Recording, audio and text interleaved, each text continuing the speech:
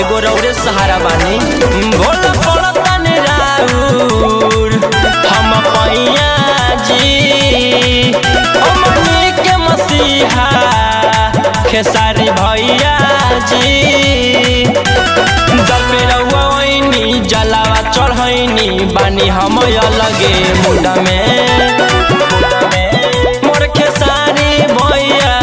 जई है बॉलीवुड में ऊ पछड़ी है सबके टैलेंटी बखुद में।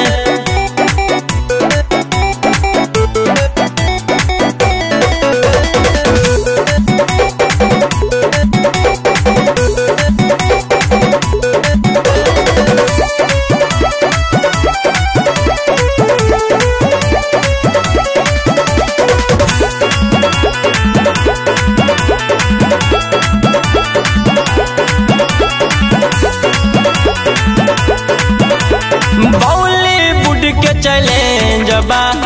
इनकर बढ़िया रेंज बा ली है सुशांत के बदला बहुत सभे फैन बा ए भोले दानी की सरकार खोली ना बॉलीवुड के चैलेंज बा इनकर बढ़िया रेंज बा ली है सुशांत के बदला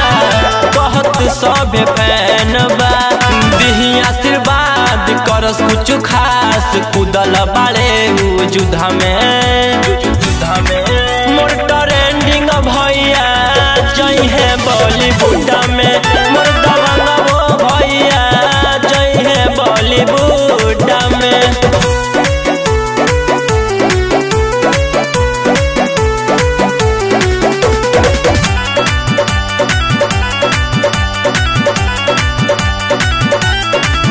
बलराजी उठैले आवाज हो रोशन सरफराज हो महेश बाबा महबूब भैया के बना जाहो सभे ही चाहता रे बाबा बलराजी उठैले आवाज हो रोशन सरफराज हो महेश बाबा मनोज महबूब के बना जाहो हर साल आएम जलावा चढ़ाएम बेल के पतैया दूध में मोर खेसा